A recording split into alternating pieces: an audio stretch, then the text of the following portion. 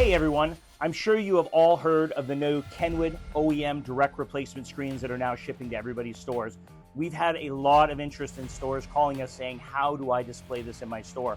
I wanted to show you one of our unique ways. We've actually started tracking down the Denali screens to have in-house so we can actually show the motorization of the factory screen with the Kenwood 8-inch in there. We also have the USB plug right in the back, hooked up directly to the Kenwood, which is super cool. It's fully functional. It's fully designed to give you exactly the OEM specification that a customer is looking for when they're coming into the store. They can actually interact with the full Kenwood screen, and we actually house all the cool features on the outside of this. Again, we've got 4 or 5 different solutions out there. We've got the Chevy regular dash, we've got the Denali dash, and we've also got just a basic panel to go into your display board and work with a factory OEM integration volume knob. So give us a call if you're looking for a solution for your store. This new Kenwood stuff is going to be a hot seller this summer.